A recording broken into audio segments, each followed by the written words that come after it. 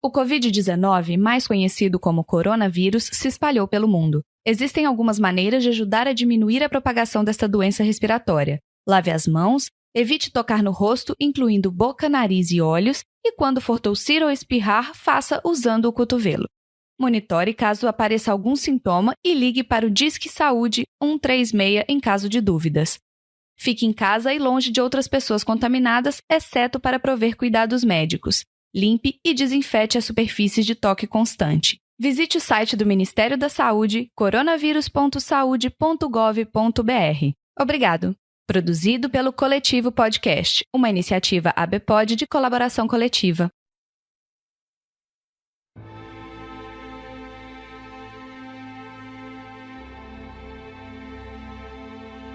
Muito bem, neste episódio especial do podcast Exegese e Exposição, eu quero ler para vocês um capítulo do meu livro O Cheiro das Águas, textos devocionais para a sua meditação cristã. Neste exato momento, o mundo inteiro, inclusive o Brasil, está enfrentando uma crise de saúde sem precedentes. Trata-se do Covid-19, ou coronavírus, que se iniciou no final de 2019 numa cidade da China chamada Wuhan. E a partir dessa cidade, o vírus tem se espalhado pelo mundo, trazendo grande apreensão, preocupação e milhares de mortes em todo o planeta. Devido a essa situação, muitas pessoas têm se perguntado por que Deus tem permitido esse tipo de calamidade mundial. A minha contribuição para este tema não é causar alarmismos, ou mesmo trazer uma palavra de profecias apocalípticas de fim de mundo ou algo desse tipo. Embora de fato a escatologia bíblica tenha algo a dizer sobre esta peste, que pode sim ser classificada também como uma das pestes do final dos tempos, mas que na verdade esta peste serve como um sinal da volta iminente de Jesus Cristo. Mas neste episódio eu quero trazer para você que me segue nas redes sociais um estudo bíblico especial sobre o patriarca Jó, sobre o que ele enfrentou na sua vida, como ele não teve muito conhecimento do que estava enfrentando ou das razões pelas quais ele enfrentou o sofrimento, mesmo ele sendo fiel a Deus. O grande problema tratado pelo livro de Jó é um problema que ainda causa dúvidas hoje em dia. Por que aquele que é fiel ao Senhor ainda sofre? Por que Deus permite o sofrimento dos seus servos, dos justos? Para essas questões não existe uma resposta fácil, mas existe sim uma resposta consoladora, como você poderá ver no conteúdo deste episódio. Este será, portanto, um conteúdo um pouco mais longo do que o normal, mas preste atenção até o final. Conhecer o que a Bíblia ensina sobre como o homem deve agir diante do sofrimento fará toda a diferença para o modo como você poderá enfrentar e vencer esse período difícil de calamidade provocado pelo coronavírus. Então, permaneça comigo até o final e vamos começar então o nosso conteúdo. Capítulo 5. Tão ricos como Jó. Assim como Jó, podemos ser ricos espiritualmente para com Deus. A desgraça, a dor e a humilhação são experiências associadas à vida de Jó. Quase não conseguimos imaginar o quão dramáticas e intensas foram elas. Também a paciência de Jó, expressão cunhada por Tiago, no capítulo 5, versículo 11, tem sido exemplo para fortalecer a esperança do cristão perante as tragédias da vida. Mas tanto se fala do sofrimento e paciência de Jó que até se esquecem que a história teve final feliz. Jó triunfou. De fato, as experiências dolorosas de Jó nem se comparam com o seu brilhante final. Isso nos serve de consolo. E esta é a mensagem permanente da Bíblia. A miséria e a decadência deste mundo terão um final assombroso. O nosso generoso Deus transborda de bênçãos e favores aos que suportam com fé as tribulações e sofrimentos desta vida. O mais pobre e miserável dos homens pode ser tão rico quanto Jó. Uma pessoa real com dramas reais. O livro de Jó trata de um tema muito difícil, O problema do sofrimento dos justos. Nesse livro é contada a história de um homem que amava a Deus com todo o seu coração. Ele buscava a direção divina para todas as decisões de sua vida. E o Senhor, por sua vez, lhe deu grande prosperidade. Se a história de Jó acabasse por aqui, não haveria nenhum problema. O quadro inicial da história se alterou do dia para a noite, e Jó se viu afundado na mais profunda miséria. Talvez atordoado por tanta notícia ruim, o pobre homem chegou a pensar que a mão de Deus era responsável por tudo aquilo. Antes, Jó se sentia tão próximo do Senhor que constantemente o louvava. Mas a vida, com o novo rumo que tomou, o deixou perturbado. Agora não cantava mais louvores. A tristeza e a amargura abateram o espírito de Jó. Era como se o pobre homem tateasse na escuridão à procura de respostas. Por que Deus mudara seus planos de uma maneira tão repentina e dolorosamente radical? Da mesma maneira, muitos cristãos sinceros como Jó formulam perguntas que confrontam a soberania de Deus. Por que, subitamente, alguns cristãos são esmagados com uma cruz aparentemente pesada demais? Por que a desgraça também golpeia as pessoas que mais confiam em Deus? O livro de Jó trata dessa e de outras questões. Tomando como exemplo a vida desse homem, a ousadia com que questionou a Deus, poderemos compreender melhor os planos e intenções divinos. Todas as perguntas de Jó receberam finalmente uma resposta que o deixou totalmente convencido. Isto não significa que ele entendeu tudo no mesmo instante. As respostas eram maravilhosas demais para o seu intelecto e suas emoções. O livro de Jó não nos proporciona a chave para descobrirmos o segredo de todo o nosso sofrimento. No entanto, assim como Jó, nós também receberemos uma resposta consoladora. Ela nos dará ânimo e uma perspectiva totalmente nova que nos permitirá seguir adiante. Uma carta de recomendação vinda do próprio Deus. No prólogo do livro de Jó, descrevem-se as características de seu principal personagem. É um belo testemunho dado pelo próprio Deus sobre o seu servo Jó. Foi como se Deus fizesse uma carta de recomendação para Jó. Normalmente, esse tipo de carta destaca as habilidades de uma pessoa, aquilo que ela sabe fazer melhor, que a faz útil para a sociedade. Que privilégio o de ser, aos olhos de Deus, um servo fiel e bom administrador da aliança. Jó era rico, porém piedoso, íntegro e reto, temente a Deus e que se desvia do mal, conforme vemos em Jó capítulo 1, versículos de 1 a 3.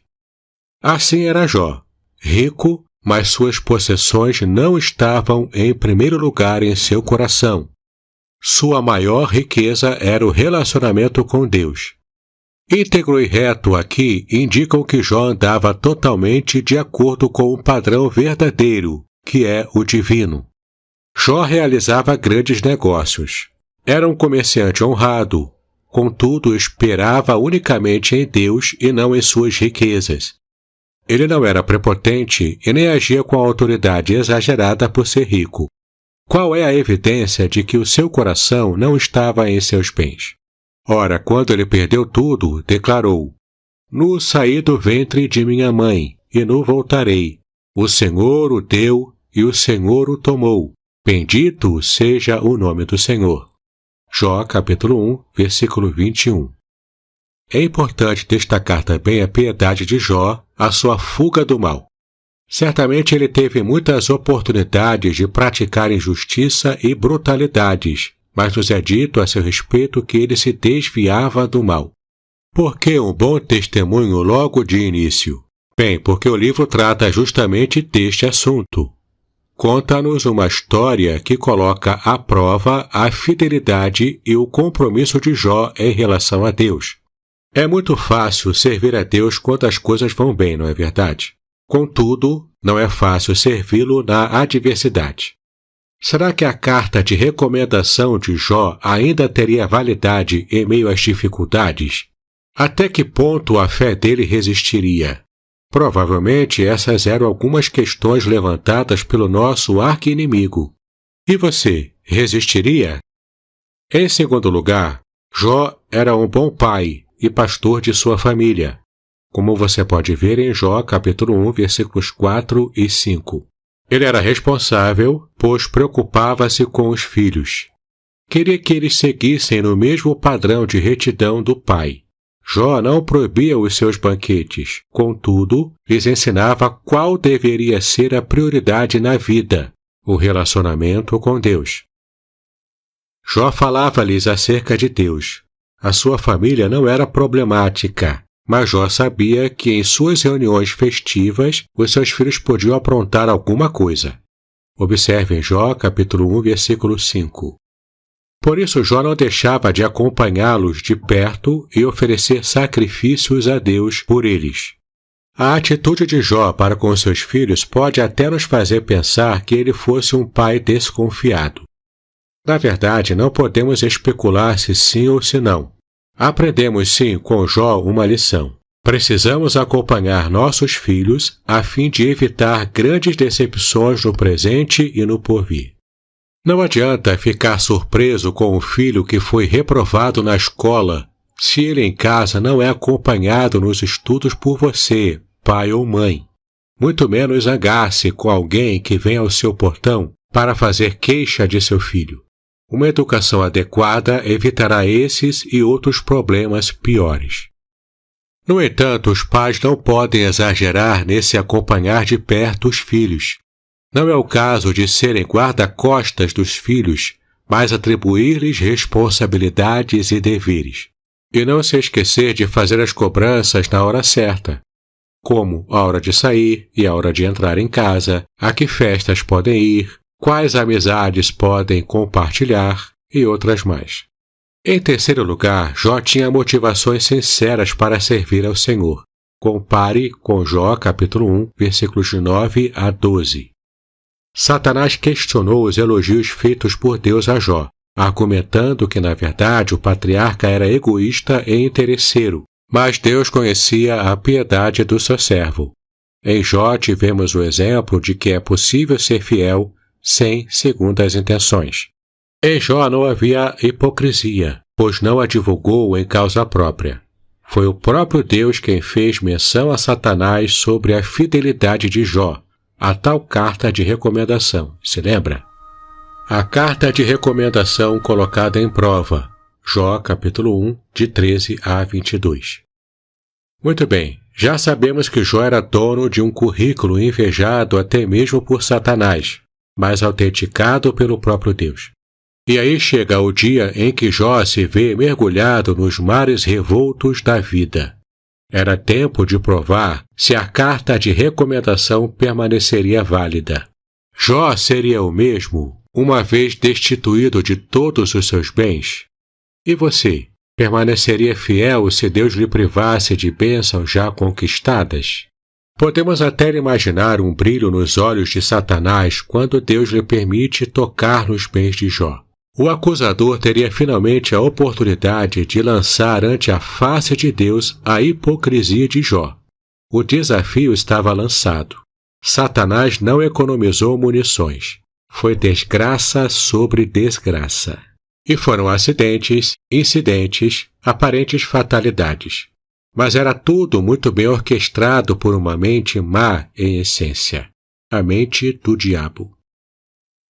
No bem-sucedido enredo macabro, as notícias das desgraças chegavam uma após outra, e um detalhe caprichoso de Satanás. Sempre alguém escapava da tragédia para dar as más novas a Jó. É claro que os mensageiros não sabiam que tudo aquilo era obra de Satanás. Nem Jó sabia. Eles simplesmente diziam: foram os sabeus, os caldeus, os raios, etc. O astuto inimigo conduzia tudo para o perfeito desfecho, a blasfêmia de Jó. Tudo seria interpretado como um castigo de Deus. Terminada a obra, Satanás tornou-se então um espectador. O plano era infalível. Era só questão de tempo. E ele contemplaria o descarnado e inválido Jó pecar contra o seu Deus. A reação de Jó. Que tristeza profunda de Jó! Rasgou as vestes, raspou a cabeça, e Satanás na expectativa. Ah, é agora! O certinho vai blasfemar. Jó lançou-se ao chão. Desistiu de tudo? Cadê aquele homem respeitado e admirado pelos mais velhos, que nas praças aconselhava os mais jovens? Cadê a sua força? Nada disso, Satanás. Jó prostrou-se para adorar a Deus. Ali estava um sacrifício vivo, santo e agradável ao Senhor. Ele disse assim: Nu saí do ventre de minha mãe, e nu tornarei para lá. O Senhor o deu, e o Senhor o tomou. Bendito seja o nome do Senhor. Jó, capítulo 1, versículo 21. Significativo é notar que Jó não atribuiu os seus dissabores ao diabo, nem aos sabeus, nem aos caldeus. Ele tratou direto com Deus, apresentando-lhe as suas demandas. Argumentava com a pessoa certa, o grande Consolador, que o faria suportar tamanho sofrimento. Jó continuaria sendo o bom e fiel servo. Irresistivelmente, nós somos levados a inúmeros questionamentos. Ser ou não ser, eis a questão. Quem somos? De onde viemos e para onde vamos? Essas questões ilustram bem essa nossa natureza, mas quanto aos propósitos de Deus, será que temos o direito de questioná-los? Ainda que Deus nos tire aquilo que de boa vontade nos deu, como saúde, bens, cônjuge e filhos, cometeremos a loucura de murmurar sobre isso ou sobre aquilo? Eu creio que uma boa e categórica resposta seria esta: Deus não nos deve explicação alguma. A Bíblia não garante em parte alguma que Deus é obrigado a nos explicar a razão de termos ou não certas bênçãos. As garantias bíblicas se restringem às promessas divinas e tão somente a isso, o consolo do Senhor. Jó não podia explicar os seus sofrimentos, a natureza e razão deles. Não havia motivos para tanta desgraça. Ele vivia de maneira reta e íntegra perante o Senhor. Jó somente sabia de uma coisa: Deus o consolaria. Deus podia dar o sofrimento e o posterior consolo. Ora, não foram estas as palavras do paciente patriarca? Pois ele faz a ferida e ele mesmo a liga, ele fere e as suas mãos curam. Diferente do que muitos poderiam pensar atualmente, Jó não demonstrou incoerência alguma nisso. Desse modo, Jó demonstrou plena confiança nas decisões do seu Pai Celestial. Mesmo em meio a circunstâncias adversas e dolorosas, Deus estará sempre ao nosso lado. É possível louvar em meio ao sofrimento? Ora, é difícil, mas sim, é possível. Isso quando nos lembramos do consolo do Senhor. Confira no Salmo 42, versículo 11. A carta contestada novamente. Jó, capítulo 2, de 1 a 13. Depois de mortos os filhos de Jó e seus bens todos destruídos, houve uma segunda reunião nos céus. Satanás mais uma vez estava presente. Deus de novo se dirigiu ao acusador, confirmando-lhe o caráter inabalável de Jó. Ele não mudou, continuava servo e fiel. E agora, Satanás, em que desabonar a Jó? Será que alguém, sofrendo o mesmo que Jó, iria manter-se fiel na mais extrema pobreza?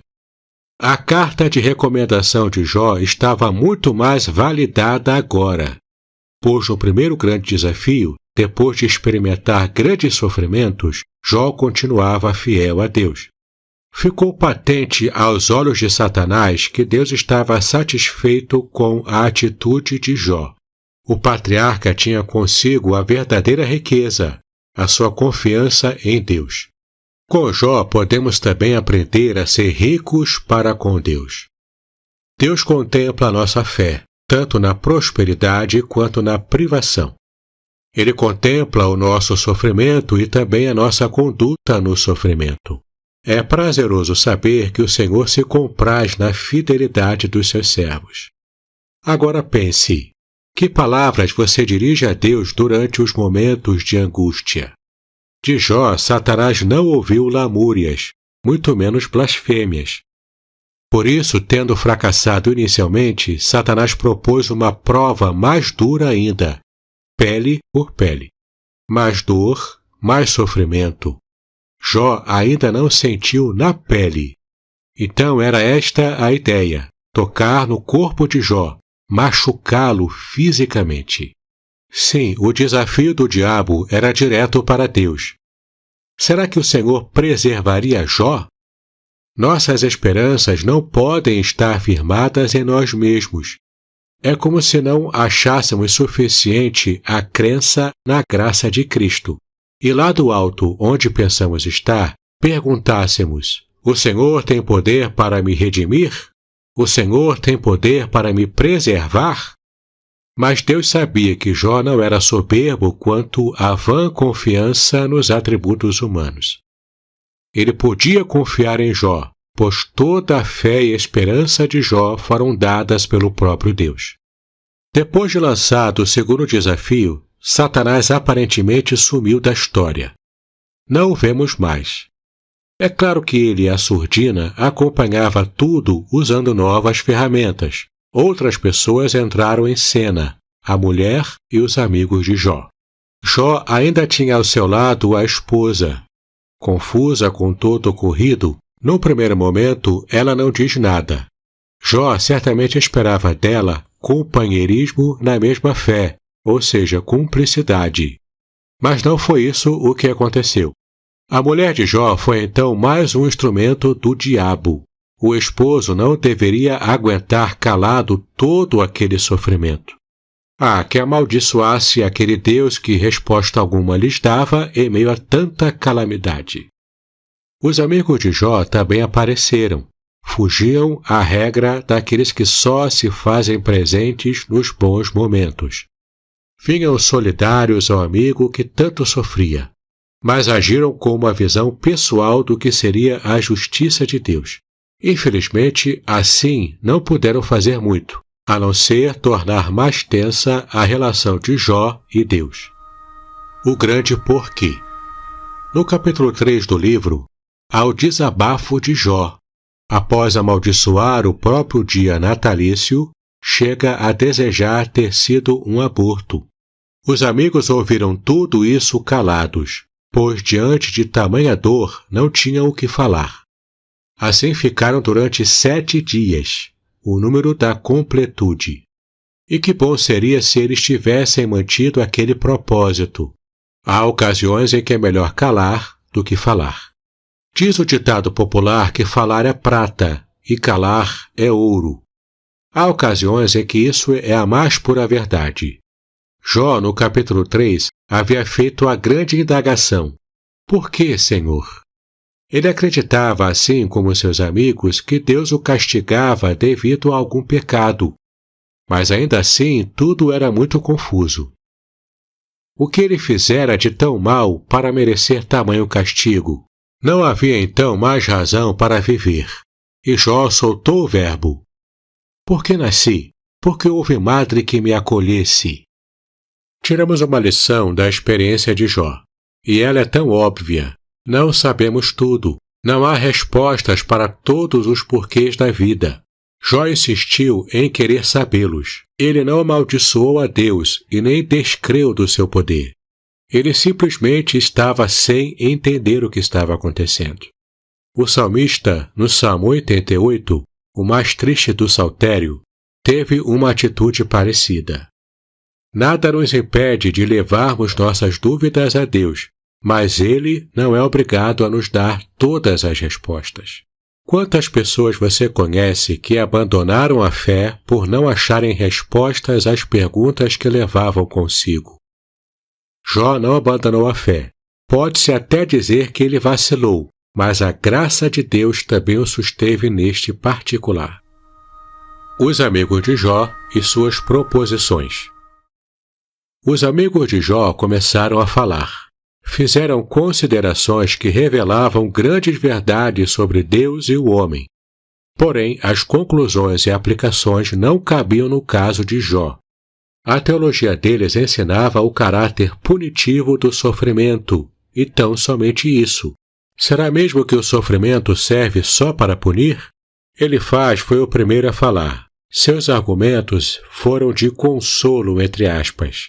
Ele chegou de mansinho, pedindo permissão para falar com o amigo, como você pode ver no capítulo 4, versículos 1 e 2. Mas como ele bem disse, não poderia conter as palavras. Considerou Jó incoerente, pois este havia consolado a muitos e não podia tirar a si próprio daquele estado depressivo. Veja no capítulo 4, versículos de 3 a 5. Ele achava que Jó tinha que confiar na religião. Capítulo 4, versículo 6. Elifaz então propôs a teologia da retribuição, a qual ensinava que Deus pune os injustos e premia os justos. Capítulo 4, de 7 a 10. Ele teve uma experiência mística que atribuiu a Deus e fez algumas considerações sobre ela. Capítulo 4, de 12 a 18. Ele também foi reducionista ao enxergar apenas uma solução para o problema de Jó. Capítulo 5, versículo 8. Ele foi presunçoso. Capítulo 5, versículo 27. E dizia deles e dos outros amigos que em nada eram diferentes de Jó, como se também quisesse demonstrar a consciência limpa de pecados. Capítulo 15, versículo 9. Ele ainda apontou os pecados de Jó, capítulo 22, de 5 a 10. E por fim apresentou novamente a única solução, capítulo 22, de 21 a 23. Mas será que Elifaz falava de acordo com as palavras de Deus? Na verdade, Deus reprovou Elifaz e os amigos por não falarem o que era justo. Deus intervém na história de Jó, cujo registro é inspirado. Por isso, nele aprendemos com o próprio Deus. As colocações divinas nada tinham a ver com as aplicações desejadas por Elifaz. Bildade foi o segundo a falar. Ele basicamente disse o mesmo que Elifaz, só que de maneira mais severa. Vejamos alguns dos seus argumentos. Jó falava demais e de modo equivocado. Capítulo 8, versículo 2. Bildade também julgou que os filhos de Jó tiveram o que mereceram. Capítulo 8, versículo 4. Ele apelou para que Jó fosse reto e puro. Capítulo 8, versículos 6 e 7. Apegou-se à tradição, apontando o passado como lição. Ele disse assim: sempre foi assim, por que seria diferente contigo? Capítulo 8, versículos 9 e 10. Bildade mostrava-se mais enfurecido à medida que Jó o refutava. Capítulo 18, versículos 1 e 2.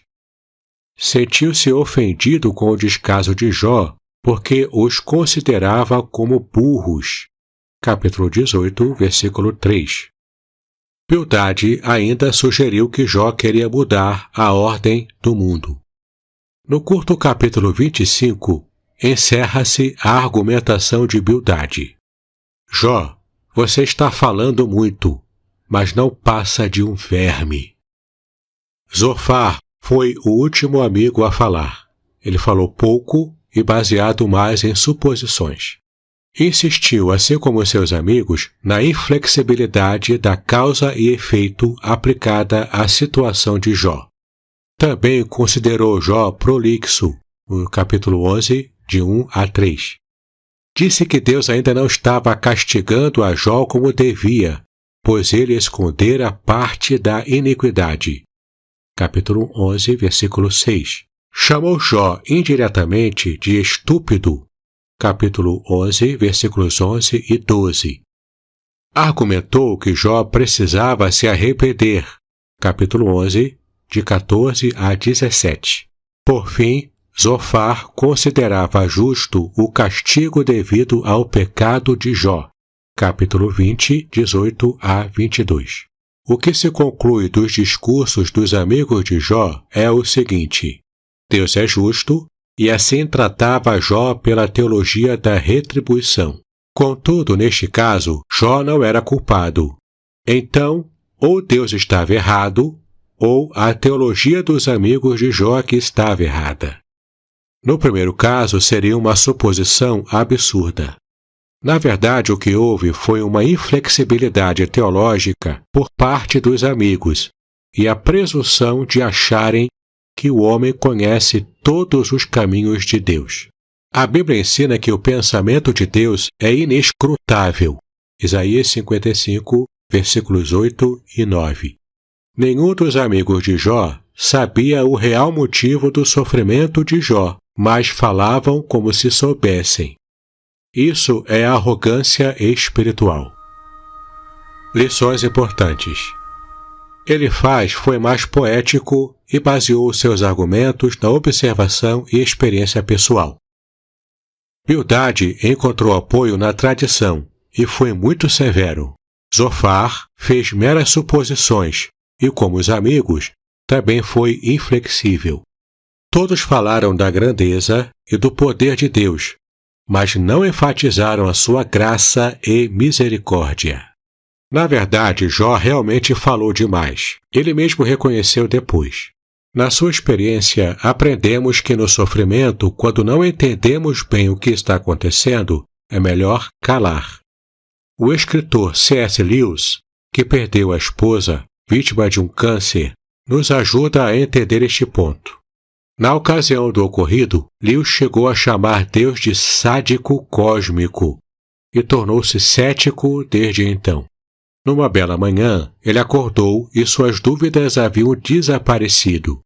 Aprendida a lição, ele declarou: "Você não pode ver direito se seus olhos estão marejados de lágrimas." Sim, Jó em momento algum afirmou que não tinha pecado. Ele apenas questionou se grande era o seu pecado para tamanho sofrimento. Os amigos não compreenderam os sentidos da graça e misericórdia de Deus. Ele é misericordioso ou gracioso só quando merecemos? À luz do argumento dos amigos, parece que é assim, mas não é. O sofrimento não tem só caráter punitivo, mas também corretivo e educativo. Então, ao consolar alguém ou tratar com o pecado alheio, devemos nos lembrar da graça e da misericórdia de Deus. Era disso que Jó precisava, como ele mesmo disse: "Compadecei-vos de mim, amigos meus, compadecei-vos de mim, porque a mão de Deus me atingiu." Jó 19, versículo 21. Resumindo a resposta de Jó. Olhando o livro como um todo, logo descobriremos que Jó foi o personagem que mais falou. Ele estava aflito e por isso colocou todo o seu desespero em forma de palavras. Vamos analisar um pouco a resposta que ele deu a cada um dos seus interlocutores. Quando a esposa veio aconselhá-lo sobre o modo como deveria se comportar perante Deus, Jó declarou-a louca. Em hipótese alguma, ele amaldiçoaria ao Deus que é justo em todos os seus feitos. Ela não conseguia compreender que, embora as circunstâncias houvessem mudado, Deus não havia mudado. O mesmo Deus que deu a fartura, agora permitia a dificuldade. Jó, capítulo 2, versículos 9 e 10. Jó achou consolo inicial nesta grande verdade: Deus é o mesmo. Na atitude inicial de Jó, aprendemos algo sobre o viver lamentando. Em momentos de angústia, poucos são os que não perguntam: por que Deus fez isso? Mas e no momento de bonança, qual a atitude correta? Ora, reconhecer a grandeza de Deus. E Jó louvou ao Senhor tanto na bonança quanto na adversidade. Naqueles momentos mais difíceis, Jó trouxe à memória aquilo que lhe aumentaria a esperança, que é a fidelidade de Deus. Olhar para o passado com o objetivo de lembrar os grandes feitos de Deus pode nos fazer muito bem, mais ainda na adversidade. Quando a nação de Israel caminhava em desacordo com os preceitos divinos, os profetas traziam à lembrança do povo os grandes feitos de Deus. Era uma forma de conduzir todos a se arrependerem de seus atos maus. E o cristão murmurador que olha para trás e só vê desgraças, como ainda assim poderia ele ser consolado? Olhando para o plano eterno de Deus, efetuado com o objetivo de salvá-lo. Isto é um grande consolo. Por fim, o embate entre Jó e seus amigos pode ser resumido da seguinte maneira. Os três eram unânimes no conceito de que Deus sempre faz prosperar os retos e castiga os perversos. Jó respondeu que sua própria experiência provava que estavam errados. Ele era reto e ainda assim estava sendo afligido. O justo também sofre, o que aparentemente parece não suceder aos perversos, que prosperam juntamente com os seus descendentes. Assim, a resposta de Jó foi um protesto longo e solenemente ardoroso por sua própria inocência. Deus finalmente falou. Após o término dos discursos dos amigos, Jó não mais intervém. É Deus quem falará na sequência, um discurso não muito longo, mas o suficiente para levar Jó a uma profunda reflexão sobre o poder e soberania divinos. Do capítulo 38 ao 42, nos vem um desfecho precioso com muitas lições para a nossa vida espiritual. Neste trecho, a resposta de Jó é apresentada 2 vezes, demonstrando seu arrependimento e compreensão dos propósitos divinos em sua vida. Jó, até aquele momento, estava na expectativa da resposta divina e talvez cansado do empolado discurso dos amigos. Ele disse, Eis que tudo isto viram os meus olhos, e os meus ouvidos o entenderam. Como vós o sabeis, o sei também, não vos sou inferior. Mas eu falarei ao Todo-Poderoso, e quero defender-me perante Deus. Ah, quem me dera um que me ouvisse! Eis que o meu intento é o que o Todo-Poderoso me responda, e o que o meu adversário escreva um livro. Jó, capítulo 13, versículos de 1 a 3, e capítulo 31, versículo 35. Agora Deus começaria a falar, dos capítulos 38 a 42. E qual seria a reação de Jó, que você poderá ver no capítulo 40, de 3 a 5. Ah, meu amigo ouvinte, Jó emudeceu diante das maravilhas desfiadas por Deus. Era todo um conjunto de argumentos irrefutáveis. Se Jó não podia dar resposta alguma a todas as perguntas que versavam sobre a criação visível de Deus e nem muito menos compreender a si mesmo, criatura humana, como ele poderia querer dar explicações e possuir a compreensão completa do seu Criador? O discurso do Senhor foi apenas expositivo, nenhuma explicação ou discussão com Jó. A voz divina confrontou e revelou seu poder, e Jó finalmente captou o sumo de toda aquela exposição. Ele finalmente entendeu que Deus é soberano, e isto basta. Ora, se Deus nos desse o controle do mundo, será que daríamos conta do recado? Quando imaginamos ter as melhores soluções para as questões da vida, estamos ao mesmo tempo dizendo que Deus não é soberano sobre o universo. Ora, isso é loucura! Com Ele estão todas as respostas e o direito de revelá-las ou não. Foi assim no caso de Jó. Deus não explicou as razões para o sofrimento do patriarca. Mas até na não explicação divina há riquezas de significado. Dentre elas eu vou destacar algumas. Primeiro, Jó não tinha que saber. Se assim não fosse, não haveria prova de caráter. Há provas que, se forem explicadas, destroem o objetivo designado. Não falo aqui da fé cega ou do chamado salto no escuro, mas me refiro ao crescimento e aprendizado mesmo em meio ao sofrimento. Segundo, Deus fala e se faz presente. Deus se preocupa com os seus. A exposição divina levou Jó ao arrependimento diante da loucura de falar demais. Então Deus se mostrou presente, acompanhando e cuidando de tudo. Terceiro, confiança sem explicações. O outro grande propósito da fala divina era ensinar a importância de se confiar no Senhor, mesmo sem explicações. Confira com Abacuque, capítulo 3, de 16 a 19. Quarto, fim da justiça própria. Quanto mais se conhece a Deus, mais se aprende a confiar nele. Confira em Jó, capítulo 42, de 1 a 6. Quais foram as últimas palavras de Jó registradas em seu livro? Ele aprendeu mais de Deus? O que significa a expressão "os meus olhos te veem"? O último estado de Jó deve ser entendido e aplicado a todo cristão que sofre? Obviamente que não.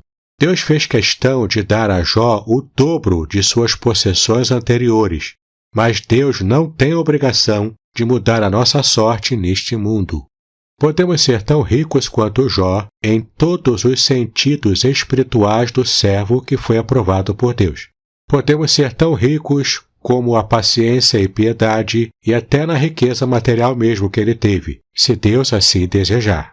Mas desde já saibamos que o melhor de tudo é ser aprovado e recebido por Deus na sua eterna morada. E também que, apesar de todo o sofrimento, é isto que nós aguardamos no final de tudo.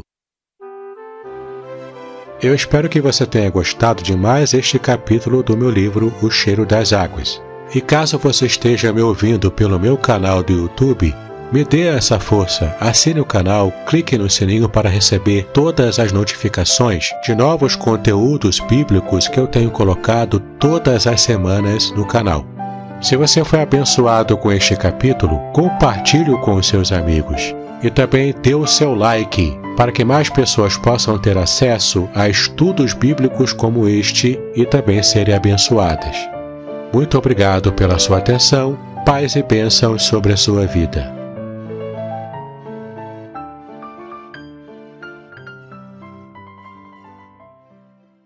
Com a sua graça e misericórdia. Na verdade, Jó realmente falou demais. Ele mesmo reconheceu depois. Na sua experiência, aprendemos que no sofrimento, quando não entendemos bem o que está acontecendo, é melhor calar. O escritor C.S. Lewis, que perdeu a esposa, vítima de um câncer, nos ajuda a entender este ponto. Na ocasião do ocorrido, Lewis chegou a chamar Deus de sádico cósmico e tornou-se cético desde então. Numa bela manhã, ele acordou e suas dúvidas haviam desaparecido. Aprendida a lição, ele declarou: "Você não pode ver direito se seus olhos estão marejados de lágrimas." Sim, Jó em momento algum afirmou que não tinha pecado. Ele apenas questionou se grande era o seu pecado para tamanho sofrimento. Os amigos não compreenderam os sentidos da graça e misericórdia de Deus. Ele é misericordioso ou gracioso só quando merecemos?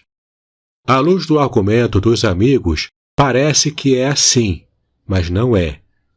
O sofrimento não tem só caráter punitivo, mas também corretivo e educativo. Então, ao consolar alguém ou tratar com o pecado alheio, devemos nos lembrar da graça e da misericórdia de Deus. Era disso que Jó precisava, como ele mesmo disse: "Compadecei-vos de mim, amigos meus, compadecei-vos de mim, porque a mão de Deus me atingiu." Jó 19, versículo 21. Resumindo a resposta de Jó. Olhando o livro como um todo, logo descobriremos que Jó foi o personagem que mais falou. Ele estava aflito e por isso colocou todo o seu desespero em forma de palavras. Vamos analisar um pouco a resposta que ele deu a cada um dos seus interlocutores. Quando a esposa veio aconselhá-lo sobre o modo como deveria se comportar perante Deus, Jó declarou-a louca. Em hipótese alguma, ele amaldiçoaria ao Deus que é justo em todos os seus feitos. Ela não conseguia compreender que, embora as circunstâncias houvessem mudado, Deus não havia mudado. O mesmo Deus que deu a fartura, agora permitia a dificuldade. Jó, capítulo 2, versículos 9 e 10. Jó achou consolo inicial nesta grande verdade. Deus é o mesmo. Na atitude inicial de Jó, aprendemos algo sobre o viver lamentando. Em momentos de angústia, poucos são os que não perguntam: por que Deus fez isso? Mas e no momento de bonança, qual a atitude correta? Ora, reconhecer a grandeza de Deus. E Jó louvou ao Senhor tanto na bonança quanto na adversidade. Naqueles momentos mais difíceis, Jó trouxe à memória aquilo que lhe aumentaria a esperança, que é a fidelidade de Deus. Olhar para o passado com o objetivo de lembrar os grandes feitos de Deus pode nos fazer muito bem, mais ainda na adversidade.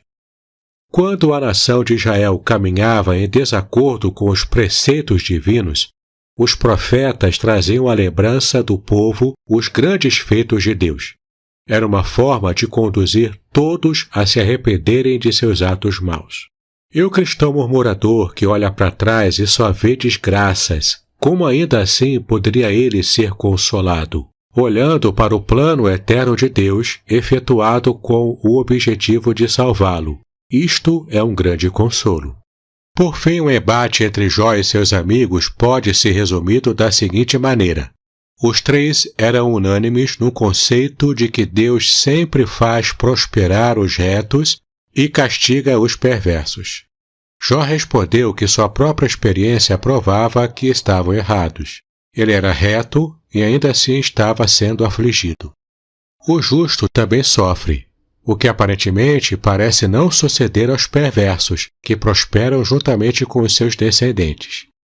Assim, a resposta de Jó foi um protesto longo e solenemente ardoroso por sua própria inocência.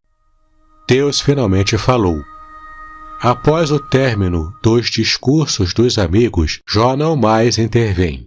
É Deus quem falará na sequência, um discurso não muito longo, mas o suficiente para levar Jó a uma profunda reflexão sobre o poder e soberania divinos.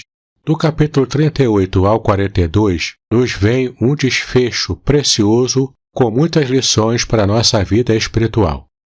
Neste trecho, a resposta de Jó é apresentada 2 vezes, demonstrando seu arrependimento e compreensão dos propósitos divinos em sua vida. Jó, até aquele momento, estava na expectativa da resposta divina e talvez cansado do empolado discurso dos amigos.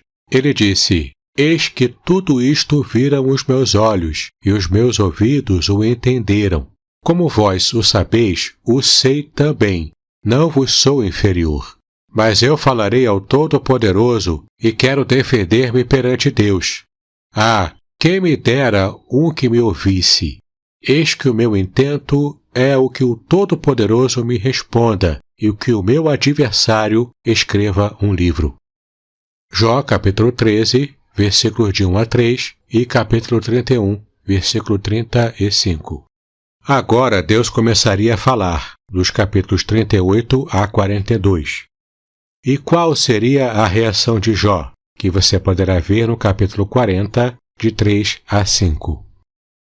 Ah, meu amigo ouvinte, Jó emudeceu diante das maravilhas desfiadas por Deus. Era todo um conjunto de argumentos irrefutáveis. Se Jó não podia dar resposta alguma a todas as perguntas que versavam sobre a criação visível de Deus e nem muito menos compreender a si mesmo, criatura humana, como ele poderia querer dar explicações e possuir a compreensão completa do seu Criador? O discurso do Senhor foi apenas expositivo, nenhuma explicação ou discussão com Jó. A voz divina confrontou e revelou seu poder, e Jó finalmente captou o sumo de toda aquela exposição. Ele finalmente entendeu que Deus é soberano, e isto basta. Ora, se Deus nos desse o controle do mundo, será que daríamos conta do recado? Quando imaginamos ter as melhores soluções para as questões da vida, estamos ao mesmo tempo dizendo que Deus não é soberano sobre o universo. Ora, isso é loucura! Com Ele estão todas as respostas e o direito de revelá-las ou não. Foi assim no caso de Jó. Deus não explicou as razões para o sofrimento do patriarca, mas até na não explicação divina há riquezas de significado. Dentre elas eu vou destacar algumas. Primeiro, Jó não tinha que saber. Se assim não fosse, não haveria prova de caráter. Há provas que, se forem explicadas, destroem o objetivo designado. Não falo aqui da fé cega ou do chamado salto no escuro, mas me refiro ao crescimento e aprendizado, mesmo em meio ao sofrimento. Segundo, Deus fala e se faz presente. Deus se preocupa com os seus. A exposição divina levou Jó ao arrependimento diante da loucura de falar demais. Então Deus se mostrou presente, acompanhando e cuidando de tudo. Terceiro, confiança sem explicações.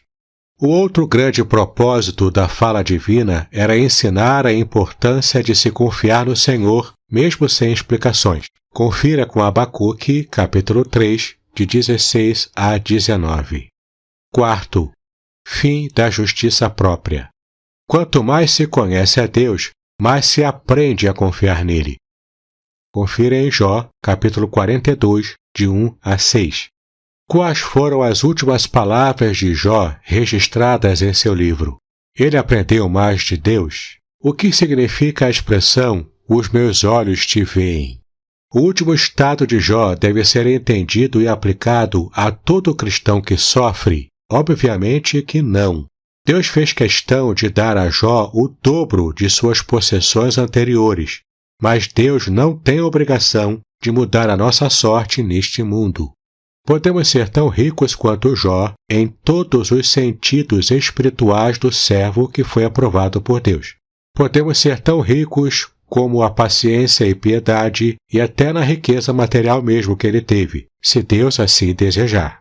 Mas desde já saibamos que o melhor de tudo é ser aprovado e recebido por Deus na sua eterna morada. E também que, apesar de todo o sofrimento, é isto que nós aguardamos no final de tudo. Eu espero que você tenha gostado de mais este capítulo do meu livro O Cheiro das Águas. E caso você esteja me ouvindo pelo meu canal do YouTube, me dê essa força, assine o canal, clique no sininho para receber todas as notificações de novos conteúdos bíblicos que eu tenho colocado todas as semanas no canal. Se você foi abençoado com este capítulo, compartilhe-o com os seus amigos. E também dê o seu like, para que mais pessoas possam ter acesso a estudos bíblicos como este e também serem abençoadas. Muito obrigado pela sua atenção, paz e bênçãos sobre a sua vida.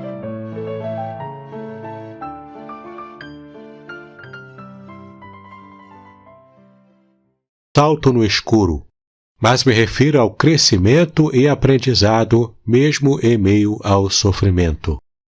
Segundo, Deus fala e se faz presente. Deus se preocupa com os seus. A exposição divina levou Jó ao arrependimento diante da loucura de falar demais. Então Deus se mostrou presente, acompanhando e cuidando de tudo.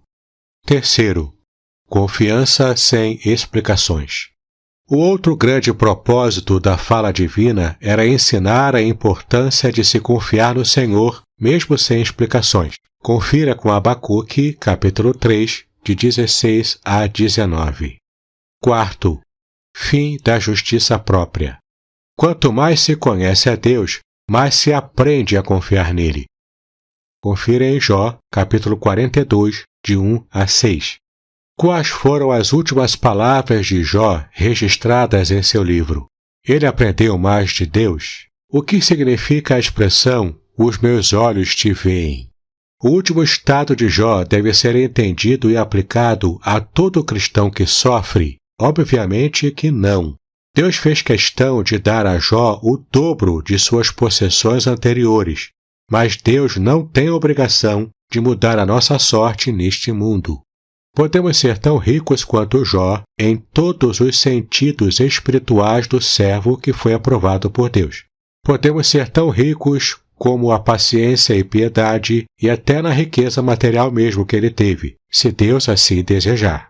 Mas desde já saibamos que o melhor de tudo é ser aprovado e recebido por Deus na sua eterna morada. E também que, apesar de todo o sofrimento, é isto que nós aguardamos no final de tudo. Eu espero que você tenha gostado de mais este capítulo do meu livro O Cheiro das Águas. E caso você esteja me ouvindo pelo meu canal do YouTube, me dê essa força, assine o canal, clique no sininho para receber todas as notificações de novos conteúdos bíblicos que eu tenho colocado todas as semanas no canal. Se você foi abençoado com este capítulo, compartilhe-o com os seus amigos. E também dê o seu like, para que mais pessoas possam ter acesso a estudos bíblicos como este e também serem abençoadas. Muito obrigado pela sua atenção, paz e bênçãos sobre a sua vida.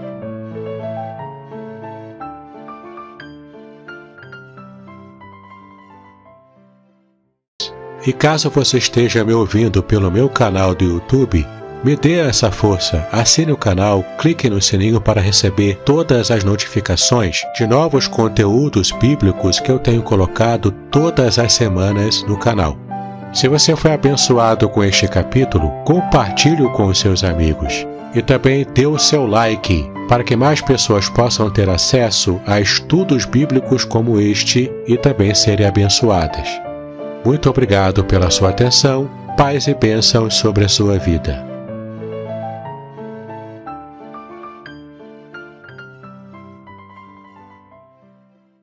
A estudos bíblicos como este e também serem abençoadas. Muito obrigado pela sua atenção, paz e bênçãos sobre a sua vida.